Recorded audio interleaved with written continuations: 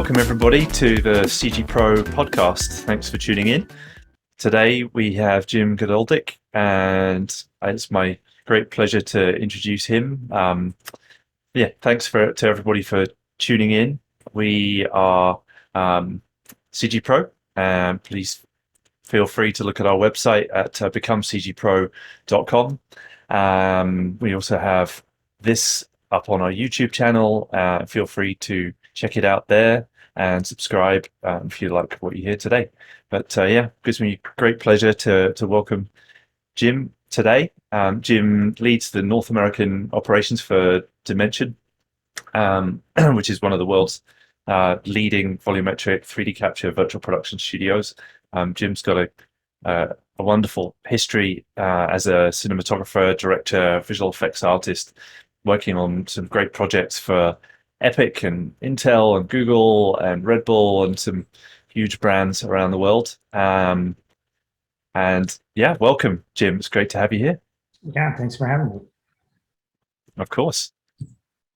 So I always love to start these podcasts off with just a quick window into your world and your past and kind of how you got into visual effects and computer graphics.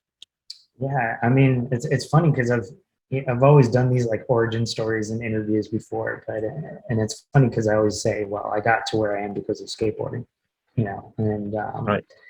Funny enough, the route that takes is not uncommon for probably a lot of people in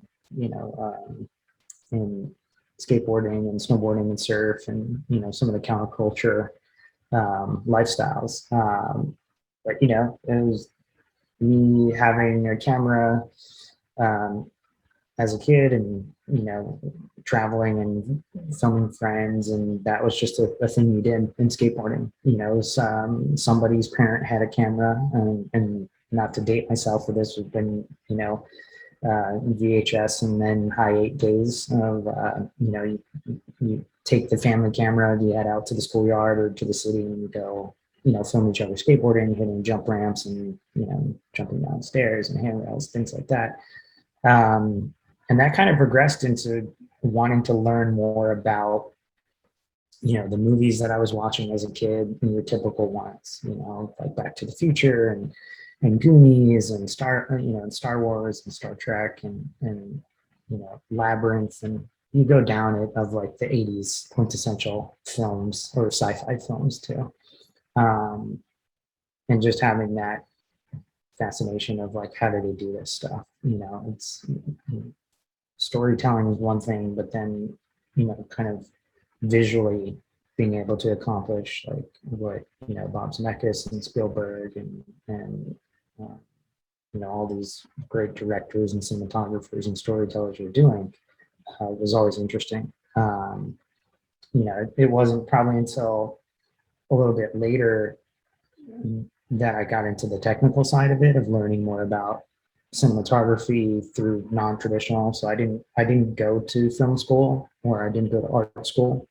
In high school, I kind of wished I was going to get a ride to an art school, but in high school I was, I think like all of us, in high school I was doing like graphic design and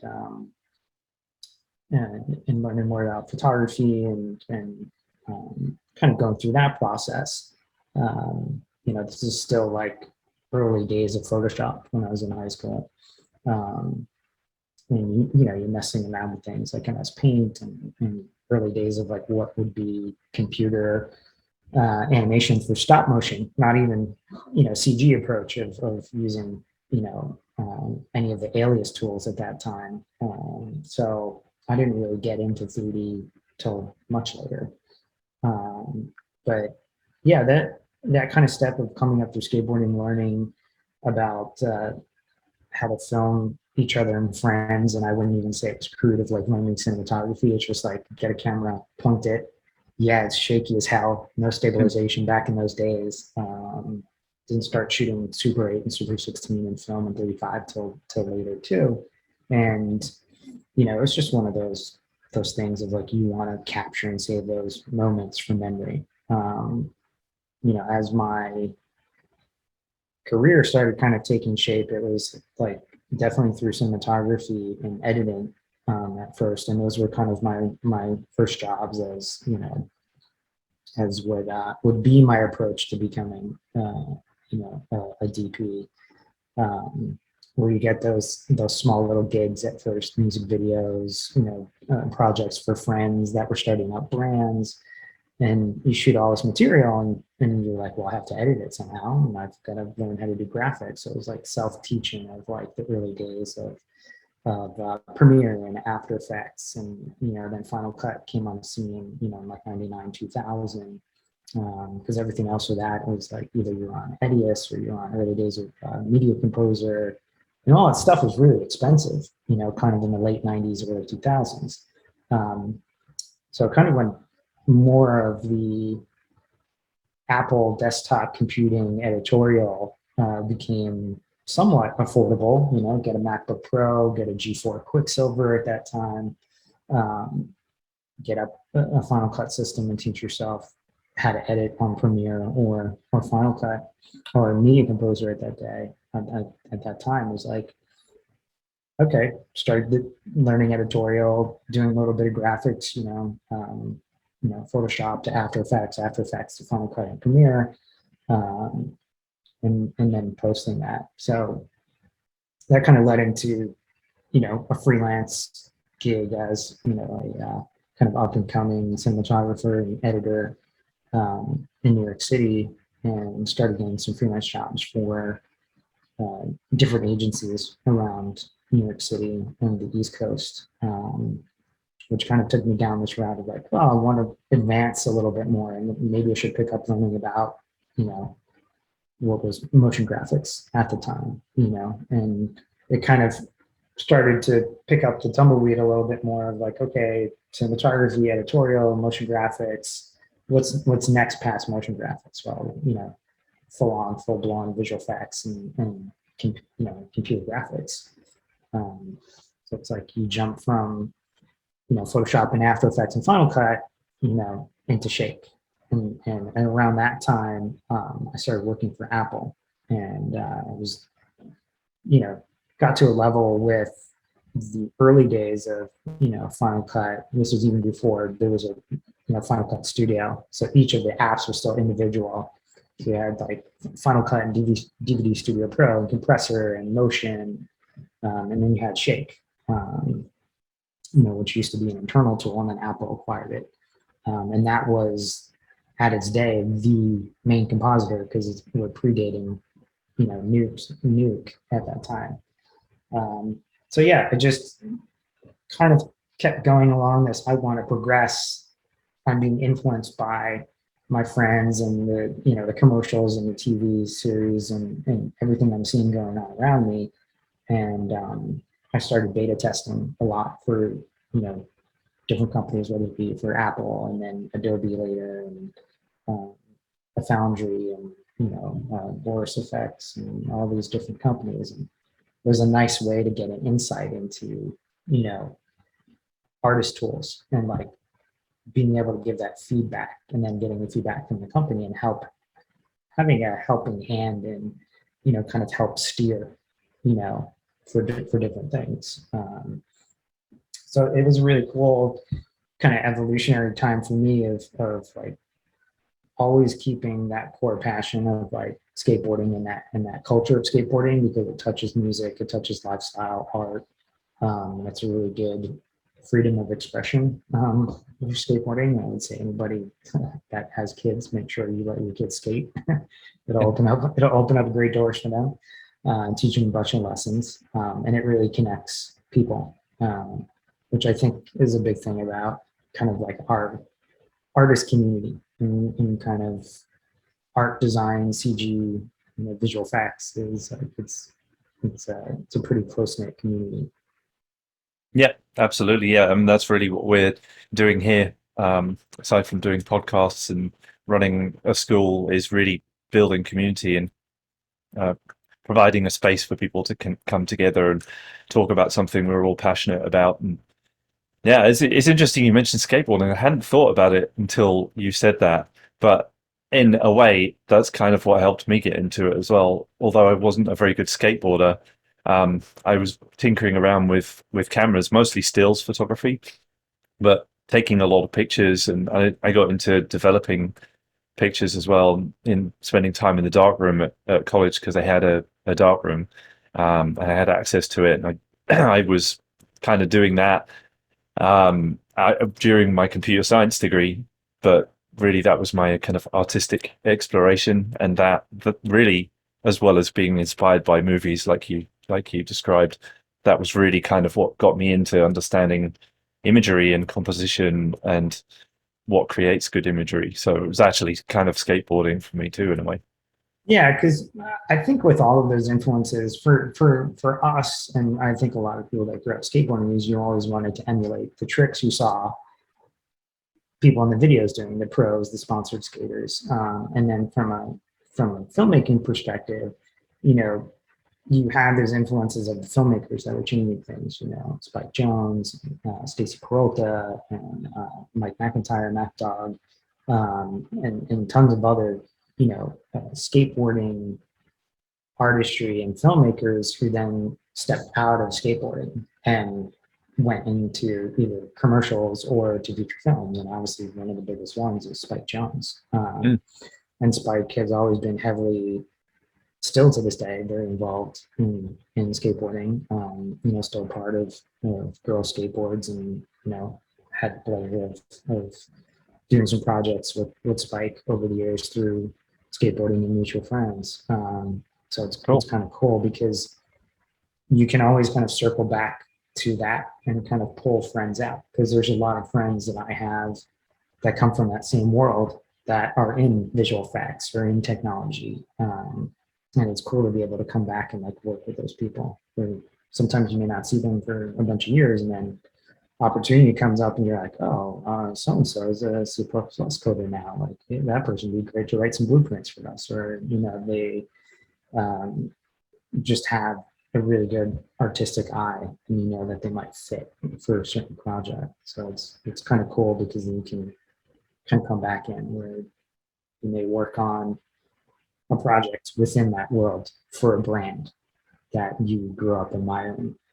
So it's kind of a cool circle that you always kind of go around, especially as it is for me with kind of skateboarding. Right. Yeah. It's amazing to get the opportunity to work with your friends and even work with your heroes and find that that thread is pretty common for people just of following your curiosity and what speaks to you. It sounds like it's been that way for you, and you've had an impressive career in being able to follow your passion and follow the things that you're interested in. Do you have any some of the people that might be listening? I know some of them are already in the industry and maybe been in it for quite some time, but as I always say, we're always becoming more anyway. But for some people that who are yet to kind of break in, or I think they can see some of these goals or positions as being really far away. I definitely did when I was a kid and I was dreaming of making Jurassic Park. It seemed like so impossible and so distant. There were so many things that made it seem that way. Do you have any advice to anyone that would be starting out? I know that it changes always over time. You know, the entry level positions are always changing, but I think Yeah. the principle of it probably remains. Yeah, there's definitely some baseline stuff. It's is in terms of education, where it was when I started, it's light years ahead. You open up a web browser and you Google, how do I set up a virtual camera in Unreal? Boom, you've got tons of Google links and docs and YouTube videos, and you've got an oyster of information. So I think one great thing about technology is it's connected people from all different walks of life in terms of experience levels too. Is being able to share what took somebody else a week to set up in Unreal or Nuke or whatever it is. It's a click away now for the most part. So definitely, being able to use the technology in a way um, from an education purpose or standpoint, that you have the world available to you, through the internet and through Discord and through Slack and all this, and make the connection. Um, I know right now it's been a little weird with the pandemic of being able to connect in Mm, person, which normally would be easier. You'd be able to like get on Discord and go to these like VR or virtual production or whatever, user group meetings or anything like that. So the in-person thing has changed a little bit, where you could go out and educate yourself and go to like an AFI thing, or something at a film festival, or even like SIGGRAPH or NAB or IBC. I think a little bit of that has shifted, um, to where the the training and the education is really important. So like when we look for people with dementia, we're looking for people with diverse backgrounds. And, you know, those diverse backgrounds may not mean, Maya and Unreal and Nuke and ZBrush and all of that, but, there's a good base for, being a generalist versus being a specialist. mm, And I think today that makes even more sense of if you've got a good handle on the basis of, you know, if you're a lighter, I want to see, like, maybe you have a portfolio on photography, and look at that stuff in relation to what, lighting or lighting TD may may be interest, because I want to see your interests outside of just the technical aspects of how to click a button in one application or the other. Like, why did you put that light there? What possessed you to put it there? And is it because, like, you have this thing from you coming up as a kid and watching ET and liking the cinematography and the lighting of that, so you're mimicking that? Or is there a technical reason why you put a light there, or a camera, or an asset? So I think that's one thing there, is to like see people's personal touch on the work that they do, especially if they may not have a very big portfolio right now and you're just breaking in, or you don't have any portfolio. Um, I would say for people just getting in, is do your own projects, like go download whatever it is. I think they're pretty freely available today, that any of the game engines, any of the major DCC packages, all have trials, and they all have educational access or educational licenses that are either free or cost effective. And if you're not out there taking advantage of the free licenses and the free education, and um, setting the time aside for you to learn this stuff, like, that's where things are going to seem even longer. So you have to take that initiative to, like, go download, Unreal, and play around with it. And it's daunting. mm. Nuke is daunting. ZBrush is daunting. Like, these are massive applications that do a lot of technical things. So, what is it going to be, that driver of, like, where do you want to go? Like, do you want to be a certain type of artist? Do you want to be a technical artist? Do you want to work on set? Is it that you want to be a director? There's no set path to be any one of those things, but there are breadcrumbs that you can Mm. follow on that path. And you may go, hey, I want to be a lighter. And all of a sudden you change it. And you're like, well, maybe I want to be a character TV, or maybe I want to be a cinematographer. Like, try them all, see which one works out for you. Yeah, great advice. And it's interesting how it's kind of progressed, because I remember a lot of the advice I was given early on in my career was to try to specialize, and that was like the only way through. There was a lot of that kind of flavor at that point. And it makes sense, especially in big film productions, to have specialists. But it seems, especially um, in commercials, but also now in virtual production, um, seeing a lot more desirability around generalism, and actually that being more of a strength. Whereas before, I feel like it was perceived more as Yeah. a, you're diluting yourself too much. But it seems The to have whole jack changed. of all trades thing, where that was almost frowned upon, Yeah, where it is today, it's like if you're more of a nimble like technical artist, versus just a traditional artist. There's something to be said with artists that have a technical background, like if they can code and they can write C++, Python. If that artist is technical in terms of computers, they can build, their own servers and render nodes and know a little bit of the IT and admin stuff of it. Um, I think a lot of individual artists today, like freelancers, have to be a bit of all of that. They have to be a generalist because they are their own IT. They are their own, producer. They have to be a lot of these days because your business is yourself as a yeah. freelancer. So So it can especially really, with remote working, I guess has made that even more so because yeah, you're not in a studio as much anymore. You're at home with a machine, and maybe they can help you remotely if you are working with a studio. But you're probably going to be more responsible for your own kit and figuring out problems a bit more yeah, yourself. like Yeah. good luck to somebody that's new that's trying to set up Perforce, within a multi-user environment. so, Yes. so I mean, it's tricky. I mean, and Uh, and as much as the documentation out there is great from Epic and from Perforce, like there's still a couple gotchas. Like, do you have a yeah. firewall? Do you not have a firewall? Are you using a VPN? Are you not? Like, so there's all these little gotchas, and unless you have the benefit of having like a dedicated IT team, or you just have a technical friend that maybe was a sysadmin, or you've gone through this before. As an individual artist, or even small groups of like boutique artists, like some of this stuff catches you out, and it's just a problem. You have to do it. Even at big studios, we we go through it ourselves, and we're not like big studios being like ILM, DNAG, DD, the frame story, the typical kind of pick of the litter. Um, but even from the top down, we all go through those same issues. Like we all get bit by ISP going down, and you're in the middle of a delivery, and oh shit, what do you do? Right. Send a messenger with a shuttle drive with the assets on it.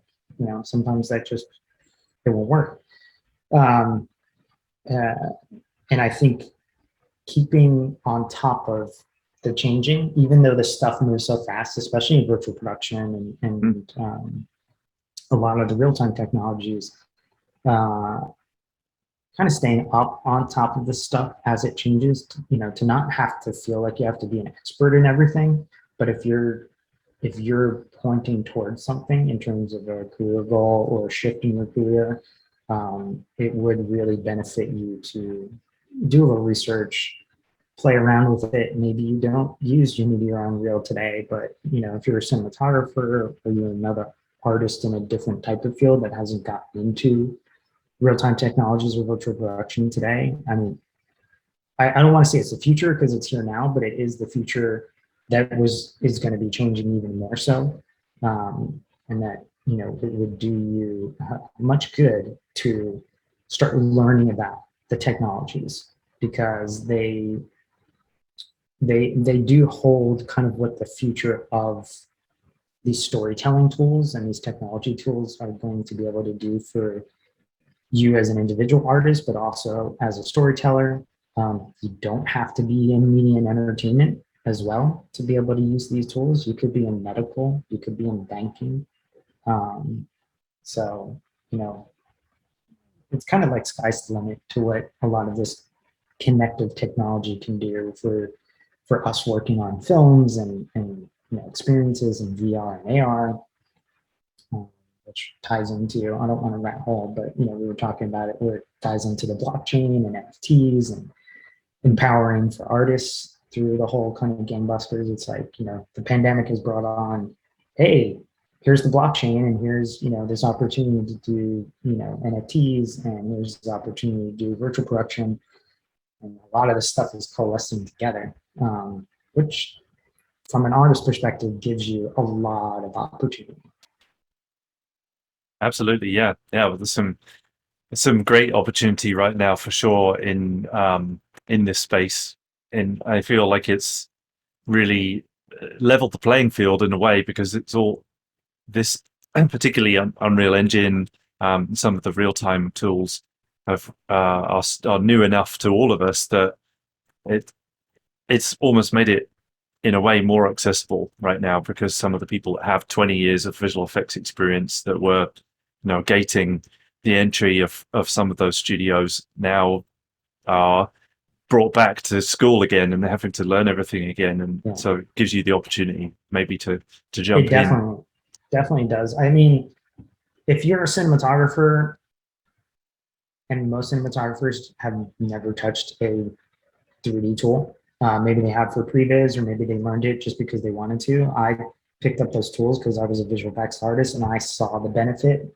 I could do blocking, I could do this, and as real-time technologies have come more and more into play, if your mind is kind of aware of these and familiar with these tools, you're just like, oh man, this is going to make my life so much easier. Like, I don't have to render, or I have to render a lot less, or I can, stream out, this to this device and to this device. If you're a cinematographer or DP, just looking at a real-time tool like Unreal for blocking, or for setting cameras and auditioning lenses and looking at environments and site scans, being able to look at a LiDAR scan much easier within a VR headset for uh, for a recce, or for a set visit, or Yeah, just but like tech environments. scouts and Yeah, yeah, it's all capable today, and just to get the base layer understanding of how to throw something like that together, um, you know, if you put in the time, it wouldn't take you that long to learn the basics of Unreal or Unity to do something like that. Even give yourself a week just to play around with virtual cameras within a real-time engine. Your head will start wrapping around like, oh, I kind of get it. So you plant the seeds. Same thing yes, for those other artists that you know are technical on the box. Spend time learning more about cameras and lenses and photography yeah, and cinematography and framing. Like, we all do it from watching um, films and TV shows. Like, subconsciously, you're learning this stuff. It's there, and you'd probably be able to pick out, everybody talks about the Mandalorian, yeah, with good reason. It's become kind of the tentpole for for virtual production. Uh, but you look at how Greg Fraser and Boz were lighting in the series, and you start looking at that. That's all traditional production methodologies now implanting, real-time technologies and LED technologies. And the funny thing is, like, virtual production's not new. no, It's still production. You still have grip and gaff and set deck and all your traditional roles. And it just moves things around in terms of order. Are you moving some of visual effects up front, all of it? Maybe if you're doing in-camera final, if you're using it more as like a translite and an interactive lighting. Um, and then once the actor steps off the volume, would they go into a mocap volume or a volumetric capture volume? So you're seeing all this stuff, so volume to volume. And I think people get a little confused. Is like, what is the volume? And like, what are you describing? Because the term volume comes more from motion capture mm, in terms of the space in which you're shooting and capturing the data. The volume, as it is for virtual production, is still there. You're capturing data and light, you know. It's just that, are you wrapped in a 360 degree LED volume? So it's pretty easy, I think, today for a lot of people that are new or have been in it but are transitioning to this stuff to get very confused very quick, because it's like, it's very technical. It moves very fast. Um, Budgets are still pretty high, but that shouldn't scare people away, because there's different aspects of real-time technologies and virtual production and motion capture that you can do on an individual level, on an indie level, on a mid-tier basis and then a top-tier basis. So I don't think anybody should be scared away to be like, well, I don't have the same tools that Dimension has or that ILM has or that, Film Store has. It's like, we can start off. Everybody can get some green screen off of Amazon and some cheap lighting set up and an iPhone.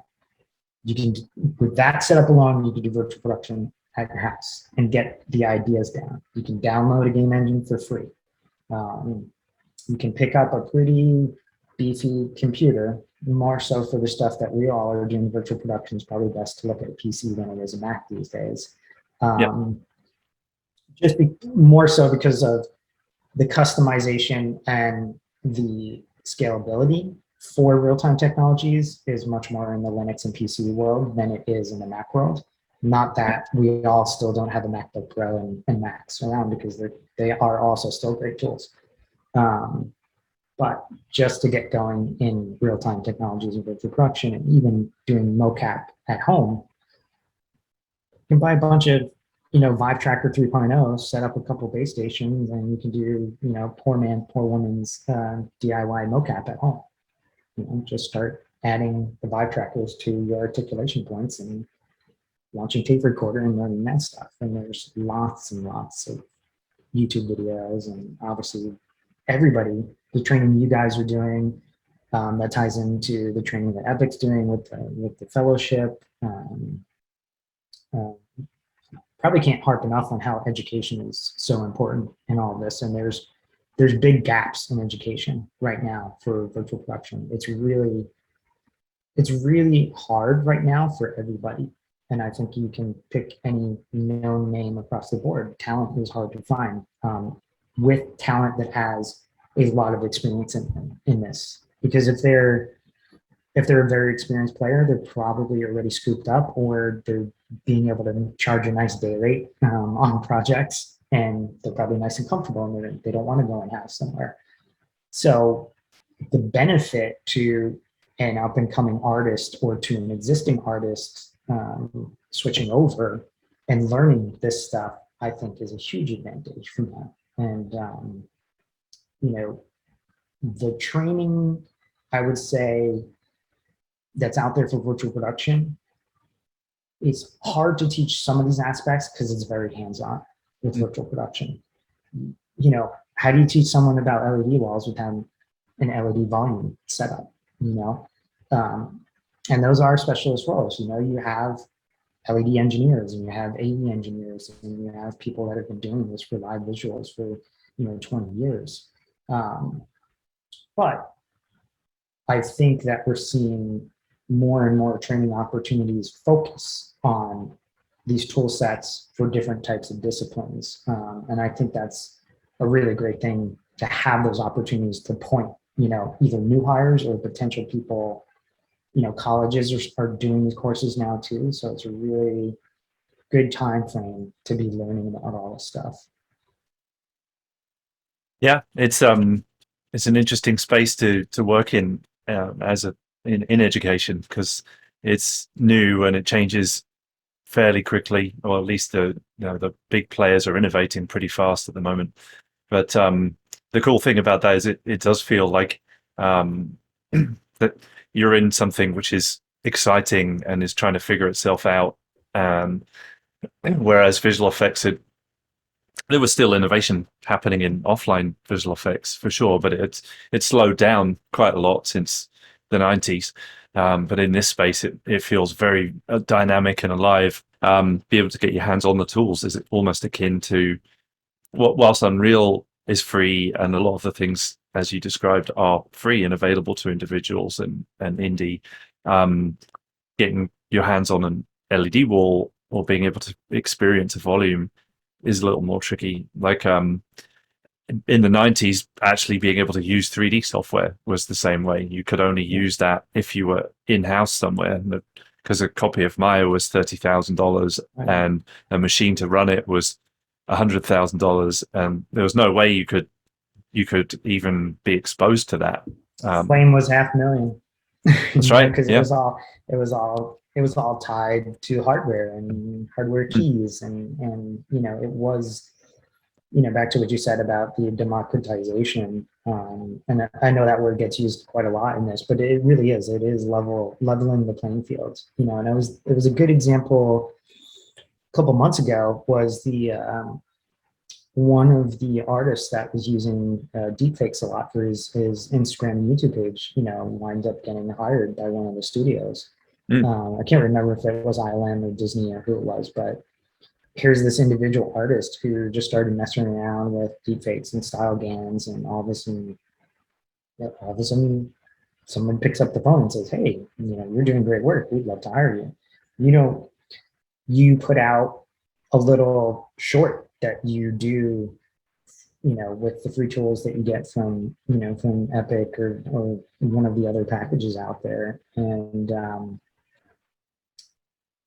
never know. I think that's one thing. There is you have to put yourself out there to be seen. And some people are like, "Well, so many people and so much great work on Instagram and ArtStation and all this. How am I going to get seen?" It's like I come across the most random things, and you find artists and you find people writing plugins and all those different things out there. So I think um, it'll if you put yourself out there, it's going to get to someone at some point. Someone's going to see something, recognize it, whatever it is, and you never know where that opportunity may drop. It could be something as soon as you drop the first project, or it may come later, but it'll definitely happen at some point. Things will just start clicking, for those different artists. Right. Yeah. So focusing a bit less on the kind of instant gratification and instant wins, but more on the consistency of working on your skill sets. And the two big things I'm hearing from you are continuous growth and always building your skills, and then also putting it in front of people and making sure people can see it. Because if you just have really amazing skills but nobody ever sees it, then you'll be in your bedroom forever and you'll never have the opportunity. You have to do the sort kind of No, marketing effectively, but you call it sharing or some other word, but it's I essentially that. mean, I mean, he's probably the poster child, but the perfect example is Michael. Is people. It's Mike. Mm. It's like he put himself out there every day for 14 years, and he can retire if he wants to now. Yes. And that I mean, he put in for the long haul. But there's other artist stories. I guess you could say success stories, but I think it's easy to be discoverable today. Is when you put these samples out there, whether it be through ArtStation or through Instagram or pick any one of the platforms that you decide to share on. I think it's really cool when other artists share the technical aspect, and all of us, I think, eat up behind the scenes. Yeah. I love technical behind the scenes. There's tons of artists out there that share their sample tests and how they approach lighting, and then you get into conversation. Well, how did you do this? Like, oh, I wrote this script and I did this and I did that, and then you get this rapport going, and that's how connections are made too. Even in like the class, I'm sure the classes that you guys do, and then with the Unreal Fellowship and Nomon and like all these different avenues for education. It's I think that's why art school and film school and these schools are there. It's like you hear people that were like, oh yeah, Scorsese and these guys went to film school together, and then they formed this clique, which became American Zoetrope, and then look at where they are now. And that's just more about teaming up. It's like you look at uh, any of these pairings of artists, between DP and director, and one artist and this artist, and how they came together and made this crazy collaboration. That's the same thing of today. It's like I can work with an artist in Romania or New Mm. Zealand or wherever, and pretty much we're all kind of held back by the ISP, our internet Right. connections. But anywhere you can get an internet connection, you have the ability to connect with others. And if you wanted to throw a team together, which I see a lot of it today, um, 2, 5, 10 person people coming together. They form a company or they form a production team for a particular project, and they execute on it, and they go their separate ways, or they wind up creating something together. So it's how Lucas started. It's how, Yeah, how we got ILM. It was those guys and gals working in a garage that made this behemoth of a company. but it So was all nerds hanging out together in a. See, I love exactly. seeing some of those old pieces of footage of those guys hanging out, and Spielberg and Lucas. And they're just friends hanging out, but they have that common interest. That community part of it really helps them be able to collaborate and learn from each other. And I think confidence and self esteem and motivation in that direction is also huge. As I remember being on the outside myself and trying to knock on every door and trying to get in, and it was quite demoralizing after a while, just trying to keep that spirit going. But the thing that really made the difference for me was that community. It was being able to be around other people that were on the same path. A lot of my other friends what didn't want to go on that path, but I needed to find people that were going on that path that could help you, point you in the right direction, be able to keep motivating you. I think there's a huge side to it. Yeah, it's definitely those peer groups. And if you're not at a studio that has like a really healthy environment like that, you're just going to look, at your peers and your resources other than your colleagues that you may have, and just the communities. Between the Facebook communities and Instagram and Discord and there's so much cool work. It's almost like you got the whole FOMO thing of like, man, if I don't post today, you know, I'm not relevant or anything like that. If you're posting your work, if you're sharing your work, people like myself and other studios, like we are looking at these different platforms to find potential new talent, or even from a contract perspective. Sometimes you may run into an artist that you're like, man, I really want to hire that artist as like Mm, a staffer, but they're totally fine with being a freelancer. And I've been in that same position. I can't knock them because like there is this freedom of freelancing, a little bit scary at times because it's feast or famine as a mm. freelancer at sometimes. But as a freelancer versus being at a studio, it's up to you how much work you put into yourself, to chasing after it. Like I said earlier, it's like you have to be your own producer, you have to be your own IT department, you have to be your own educator, you have to be your own kind of everything as an individual freelancer. um, but you just got to stay on top of it, because it is kind of making yourself stay relevant. Yeah, yeah, absolutely. It gives you that opportunity to get a lot of variety. There's pros and cons to everything. I guess you've got that ability to get lots of variety and meet lots of different people, see different pipelines, and have that freedom to stop down for a bit if you want. Yeah, I guess the principles still follow. You still, if whether you're staff somewhere or freelance, it's all about being able to connect with people and grow and continue. I think something that's worked for me really well is just trying to learn something every day, even if it's just a little bit every day. But the consistency of that adds up to incredible things. No, you've progressed amazingly from being a skateboarder playing around with cameras to running a huge part of a big company by I still do continuing to that. follow that I approach. still skateboard and play with cameras. Right. It kind of keeps things going, and I get to do them with my kids too. Awesome. Um, yeah, and it's and and definitely no knock at being a studio, because there are huge advantages of being in a studio. Like you get to see a pipeline, you get to see a lot of things that don't happen at a boutique or on a freelance level. So there's this kind of ebb and flow.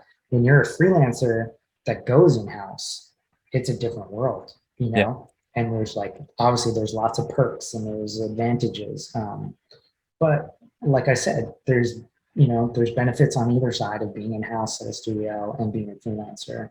And it's really what fits that person. Like maybe they like to be freelance, or maybe they want a solid, you know, gig, and they have a path of advancement that they want to make. Like they want to be an HOD, a head of department. They want to be, you know, a TD. They want to be a director. They want to be a cinematographer, or, you know, an executive producer, whatever it is. Um, but yeah, there's many paths, and there's nothing set in stone that says, like, just because of the job you do today, you can't learn something new and switch over to that new Yeah. thing down the road. Right. Yeah. Then you can be staff for a while and then freelance for a while, or the other way around. It's yeah. Any thoughts on for having been in the industry for a while? I know in the middle of my career, I had a point where I started to kind of um, feel slightly bored of what I was doing, or just the passion level going down a little bit. And I know that there were certain things that I did to really wake that up again. One of the big ones being starting to get into virtual production and having the luck, I guess, and timing to get into Jungle Book and be there at the kind of the not the beginning of it, because like you said, it began in the 30s, but like that next wave of increased innovation anyway. That really helped me kind of reignite my passion level again. And I know that I've seen that in a number of people who've been in the industry for a while. Do you have any thoughts on kind of maintaining your career and Oh following? yeah, burnout creeps in. I Yeah, mean, doesn't matter where you're at, if you're freelancer in house or you're, you know, um, I think it's the diversity of projects you work on. And I think one good thing about what we get to do at Dimension is, you know, there's a lot of, I like solving problems, and mm, there's a lot of problems to solve. Um, and obviously I don't do it by myself. You know, the teams that we have, and the other companies we get to work with, um, you know, I think that mixed in with personal projects are what keeps, you know, the burnout from settling in, you know. And it's also, I think a lot of people forget within our industry of like taking time away from it, you know, just disconnecting from the computers and going out and checking out the world, you know, going to the movies, going to a museum, going on vacation. Um, you know, there's times where I'm just like, I don't want to look at UE4 for like 2 weeks. Let me just get out of here. Um, or let me not, let me pick up a camera so I can just like, um, I still shoot some. And it's like, let's slow it down, you know, like let me shoot 35 millimeter film, or let me shoot Super 8. It's kind of a nice reset, because you have to, shooting on older methods makes you think more about what it mm, is, because you only have 36 exposures. You only have enough gate, you know, in the film within your reel. Um, and I think there's a different mentality for those that are just brought up on digital and used to that. Like it's however much you can fit on your CFast or your SD card or your Red Mag or your, you know, whatever it is, you can shoot to your heart's content. Um, Sometimes putting boundaries in terms of goals and deliverables and finite to that, um, I think helps structure you. I've seen that mm, as well, where if you give a director or you give certain artists like an open-ended thing, it's really hard for people to make decisions, to go like, right. well, which way do we go? And good, bad, or ugly. One great thing about real-time technologies and, you know, things like Unreal Engine is like you have infinite possibilities. You know, what sky do you want in there? What, you know, what lighting do you want? What environment do you want? What digital character do you want?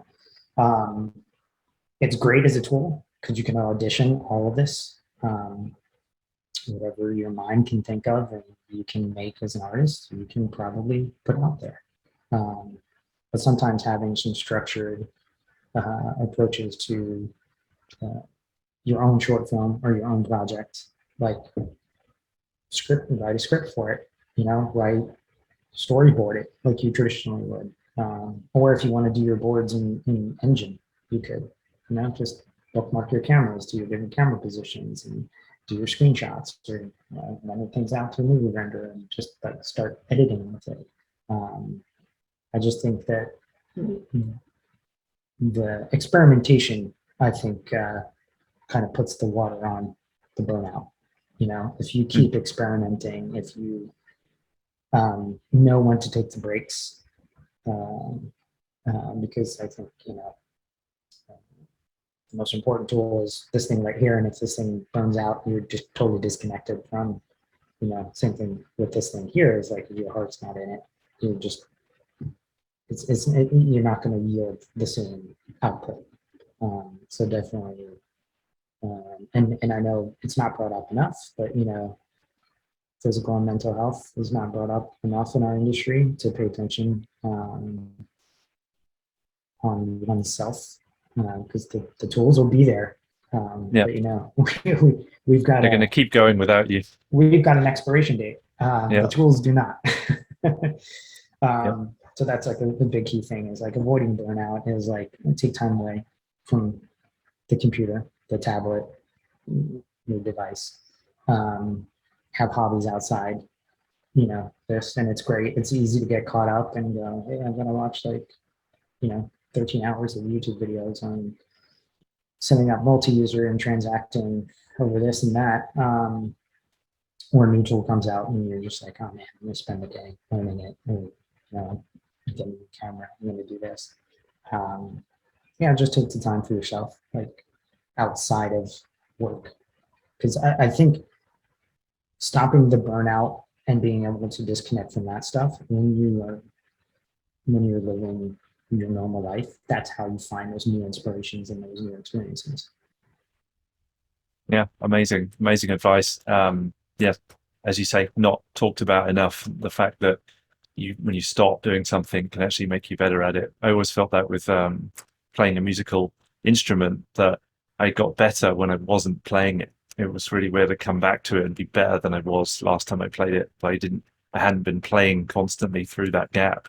That actually those gaps are really important for both for your health, and also I think something happens in your brain without you doing the thing. Your subconscious is kind of noodling on things as well. Yeah, if you look at artists from the past, you look at all the great writers and philosophers and scientists, and a lot of the most famous ones always would take really long walks, or they would throw down to the forest and hey, look at the inspiration of like all the writings that came, from those trips. Einstein, Tesla, going sitting and feeding his pigeons. There's the mental break from that, and that's the same thing in skateboarding and snowboarding and all that. Is you may get really frustrated of attempting a trick because you're trying it over and over and over and over again, and you may not land it. And at that time, it's either the point of you push through and you wind up making it, or you give yourself a little break, go do something else, and then come back to it. You know, just like writers do the same thing. You kind of let artists do the same thing. Painters, you let it breathe for a little bit, step back from it. To get a better field of view of it, and go, oh, this is missing. Or like, wow, this is here. So it's all different. Yeah. Yeah, it's just important, I guess, to be conscious of what's going on, notice your own level of energy, and if you've been sitting at the computer for 5 hours trying to do the same thing over and over again, it's probably time to get up and go take a walk. And I always found that as a software engineer, I solved my problems when I walked away. Like I would always fix them on the walk to the train station. I'm like, okay, yeah, got it. And then so I tried to interrupt that instead of waiting for that moment at the end, like get up and do it ahead of time, and then I could solve more problems in a day that way by doing that, by taking breaks. Counterintuitive in a way. Um, I have a couple of questions that have Sure. come in here from our listeners. So one question we've got is, do you ever go to the UK studios to work. Do you know any differences between the UK and the US in terms of how people work? Yes, I do. I spent the winter. I spent 3 months in London working on a feature a couple months ago. Yeah, there are difference between UK, US. How they pay, how they're set up. Most global companies, like Dimension or some of the big ones, have global infrastructure. A lot of companies have visa support that, if you're in the States and you have an artist or freelancer or something, in terms of being able to support visa work, a lot of the big companies have those sponsorship opportunities if you're looking either going from the US to somewhere else or from there to the US. I know it's a little tricky with the visa stuff because of the pandemic of, restrictions.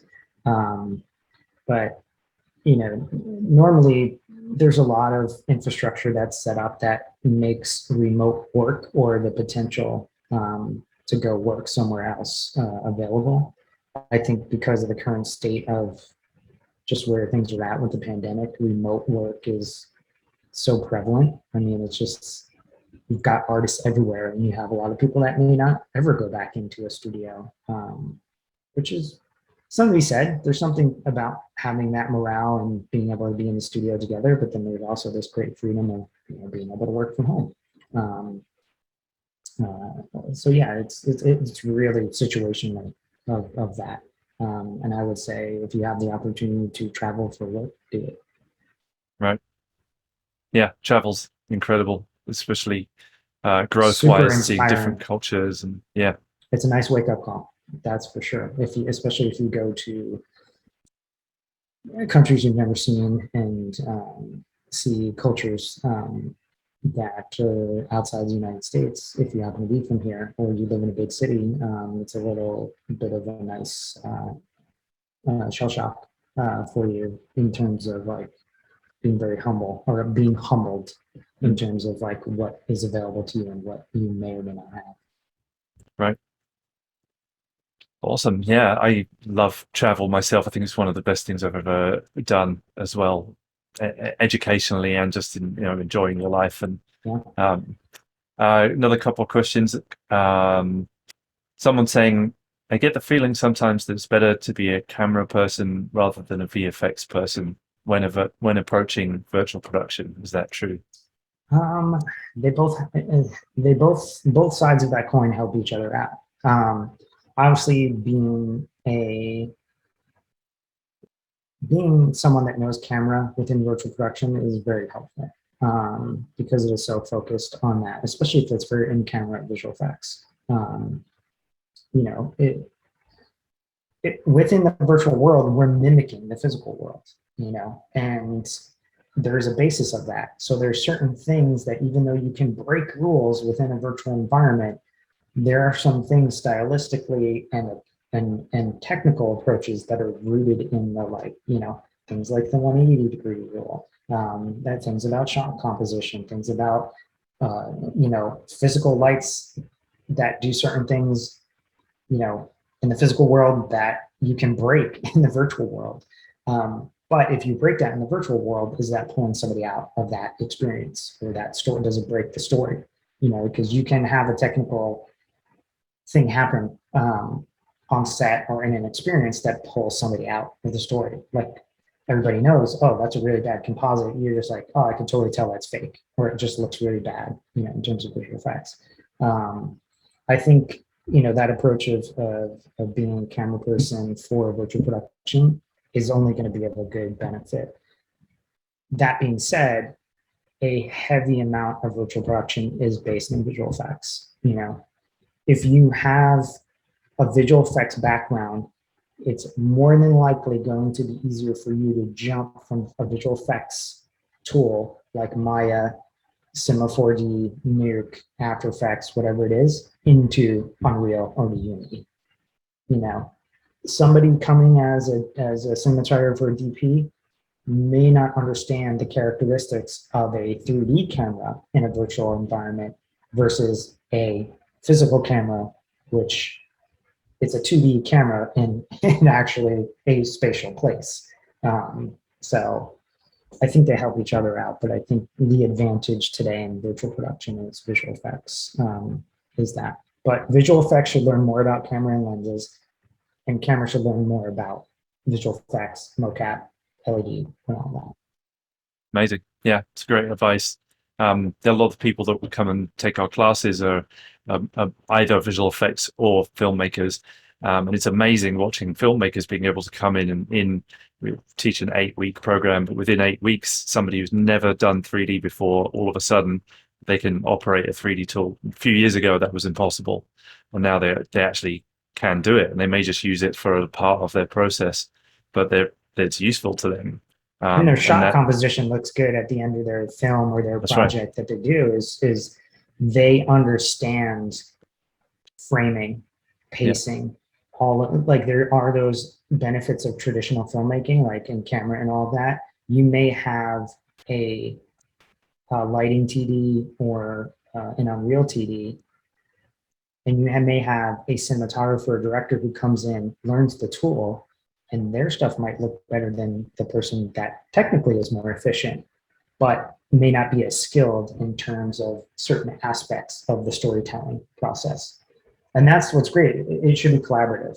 Like that TD should teach the DP something. That TD should teach the director, or vice versa. And I think that's the great collaborative thing about real time filmmaking is like you have that opportunity to collaborate. Yeah, I totally agree. It's what I love about it too. The fact that it's bringing the film world and the visual effects world together, where before all the visual effects people were locked in a kind of dark warehouse somewhere. Maybe the visual effects supervisor would go out and meet the film world, but you pretty much wouldn't get exposed to it unless you'd got to maybe CG Soup or VFX Soup.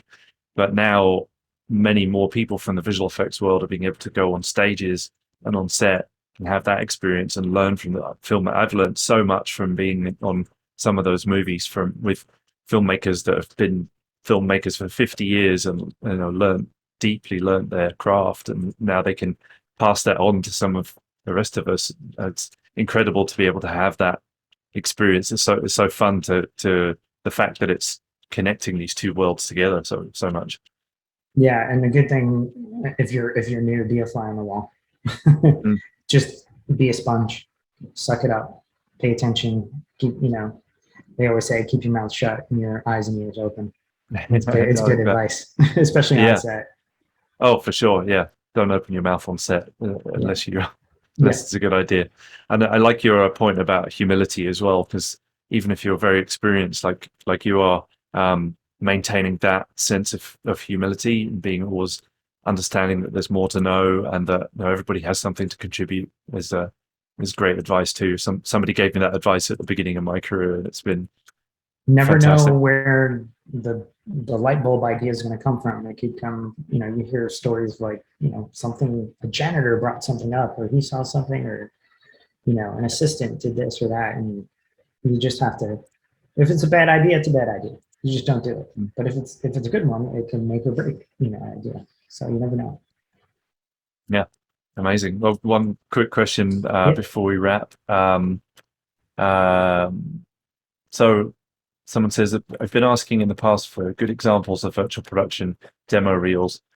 It would be interesting if there's anyone's work that you like or you follow, or any. I guess that person's asking for tips on what makes a good demo Yeah, reel, I like guess is the question. yeah, for VP demo rails, Or obviously I'm VP. Yeah. biased. I mean, you can always look at Dimensions website and socials for for Yep. but no, I mean, man, there's so many people doing good work out there. Our partners at DNEG and Framestore and Scanline and DD and the Famous Group and if you go to any one of the manufacturers' websites right now, between Disguise and Epic and Unity and Pixatope and uh, man, there's so many good stuff out there. It's honestly, Instagram is a great place. Just I look at hashtags for virtual production, real time. I look at hashtags that are specific to certain keywords. If I want to see like good examples of point cloud, I'll use point cloud and I'll search on the different platforms, Vimeo, YouTube, Instagram, you name it. Those are kind of like the kind of go-to stuff. Obviously, there's resources of work on Discord and Twitter, and, all this stuff. So that's usually how I look for stuff. Your big players, all of us that are putting out the reels that we're doing. If the person was asking specifically about them creating a VP demo reel, I would say if you're trying to make a virtual production demo reel, it's always the thing of highlighting your best work first, and then kind of giving a breakdown off of, like, if you're working on a large project, you have to be very specific of like what you did on that project. If you're doing it as like a boutique, or you're trying to get hired as a demo reel that's focused in more on real time, it would be like, well, what are you doing here? What type of job are you trying to get within virtual production? Are you trying to go towards being like an Unreal TV, or lighting TV, or character, or you want to work more on set as a camera, physical camera TV, and you're working on set within a volume? You would just have to focus on more of that, and your reel would be reflective. If it's a company demo reel, then it's kind of the same thing. You got to make a flashy demo reel, and you're the same old adage: you're only as good as your last job. In that aspect of like on a demo reel, you've gotta hit them, because people, I forget what the thing was, but you lose people attention span on a demo reel after a certain amount of time. So Yeah, that's why it's always been instructed, since demo reels have begun, that you always put your best work up front. absolutely. Yeah, I have a big stack of them to go through. I usually, if it was something bad in the first 30 seconds, I would just stop And the here's the reel. thing: don't waste time on picking like the kick-ass song that may get muted on Instagram anyway, because Yeah, most of the time people have the volume down watching demo reels. yeah, So don't absolutely. waste your time trying to get you know the next Yeezy song, or Dua Lipa, or whoever it is, because most times any HOD does not have the volume on, because they're Yeah, probably listening to their own Spotify. yeah, absolutely. Um, what are you most excited about, just to kind of wrap this up, in terms of the future of where all this stuff is going? I'm just excited because it's ever changing. So I feel like it's right now it's pretty hard to get stale. Mm, I think there's tons of problems to solve. I'm excited that a lot of the stuff that has been promised for so long, things like AI, between AI and machine learning, um, advancements of this stuff. If you've been in the industry longer than 10 years, we've been promised this stuff for so long, and it's at a point right now where the tools aren't perfect, and you're going to use many tools. These pipelines for virtual production in real time step through a lot of different applications, and different methodologies, but the, the opportunity to take an AI library of non-traditional motion captured data, and apply that rig to a character that you just downloaded for free off of Adobe or Epic, or pick a 3D platform of your choice. You can iterate really fast the ideas you may have in your head. So as an individual artist, even for myself, all those ideas that have been sitting in the back of the head that were like, oh, I need funding, or I need a team to do this. Like, you could probably get your own pitch reel together that looks really darn good from a previs and a tech viz perspective, and go put that out there, and maybe go get your idea funding. Whether it be through Indiegogo or Kickstarter, or you have traditional methods to go after and land funding from a studio, or you just put your own test out there. Somebody sees your test on Vimeo and it's just like, hey, let's make that into a show or a film. It's happened before, definitely. I mean, that a great story from the two brothers that did Kin.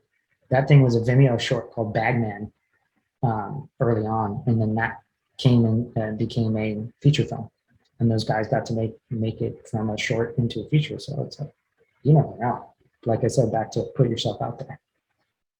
Right. Yeah. So don't hold it back, folks. Put your stuff out there. You never know. It's gonna get. I think it's gonna get crazier. Between the blockchain and deepfakes and all these other opportunities of technology, you basically have a movie studio at your house these days. Our kids that are growing up with this tech are going to be like, man, you guys used to do it such a hard way. They're spoiled already. I mean, they have so many cool tools and toys, and even for us, we got lots of toys we get to play with. So it's really Yeah, cool. absolutely. But like you say, sometimes having some limitations can help. Having too many options can kind of get in your way. So maybe Yeah, it's a put a deadline on your own personal project, or it will be the ever. I mean, they always say that about films. Films never get finished; they just get released. yes, just run out of Because time if or you keep, budget.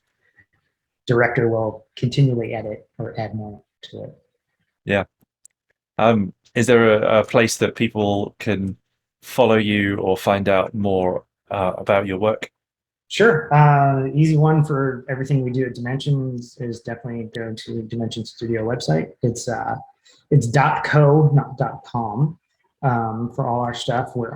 Dimension is on LinkedIn, Instagram. We're hiring at Dimension, so if you have anybody that is coming out of training that's got some chops, they can go to the Dimension website or LinkedIn and see a lot of um, the positions that we have available. And then for me on Instagram and Twitter, my handle is Filmbot, Filmbot. I'm usually posting fun stuff, experiments and gear and skateboarding and stuff like that on my personal. Amazing. Fantastic. Well, Jim, thank you so much. And we've gone over a little bit, but I couldn't help myself. I've been really enjoying this conversation No, and it's I didn't awesome. want it Thanks for to having end. me. So you're, Yeah. you're, yeah, you're welcome. Yeah, great to hear your what you're up to and your words of wisdom for the folks out there. Thank you so much for sharing your time and your spirit and your experience. And thank you to all you listeners out there. Thanks for tuning in this week. We will have another one in a couple of weeks. Please subscribe to our YouTube channel and check out our free Facebook group, which is Becoming a CG Pro. Those are good ways to keep in touch with us. And yeah, thanks, Jim. Yeah, thanks for having me. It's always fun to